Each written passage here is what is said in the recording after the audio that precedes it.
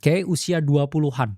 Apa sih struggle-nya? Ya ini semua yang saya rasakan dulu. Pertama, menabung dana nikah. Saya dulu cukup punya duit, terus kemudian merogoh kocek ya ratusan juta ya dari saya pribadi dan itu cukup berat ya waktu itu untuk menikah, oke. Kemudian uang muka ya rumah pertama, ya ini saya juga merasakan dulu ya kinda hard ya ratusan juta juga. Kemudian membeli kendaraan, ya ini juga ya mahal, oke.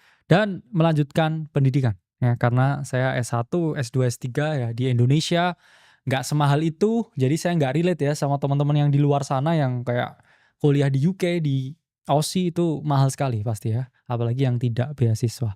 Pasti ratusan juta ya nilai untuk kamu bayar ya kuliah di luar negeri. Dan ini struggle yang dialami orang di usia 20-an. Kalau di usia 30-an, apa struggle-nya? Ini mulai saya rasakan juga ya. Pertama, saya udah mulai cari ya, space tinggal yang lebih besar. Kenapa? Karena anak saya udah mulai bisa jalan ya dan concerning juga, ya kalau saya nggak punya space yang lebih gede. Tapi relatable ya. Kedua, dana pendidikan anak karena fokusnya sekarang jadi lebih ke anak ya. Dalam artian saya berpikir ya nanti anak saya sekolah di mana dan sebagainya. Itu udah mulai menjadi concern ya. Kalau ketiga, dana pensiun sepertinya ya masih belum. Kenapa? Karena masih di usia produktif dan fokus saya ya di 2 pertama, di anak.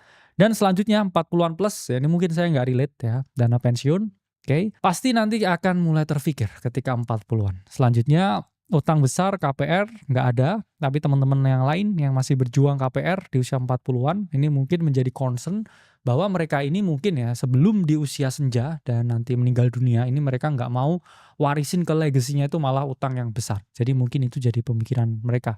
Dan selanjutnya orang 40-an pasti berpikir ya bukan hanya biaya sekolah anak tapi biaya pendidikan yang tinggi.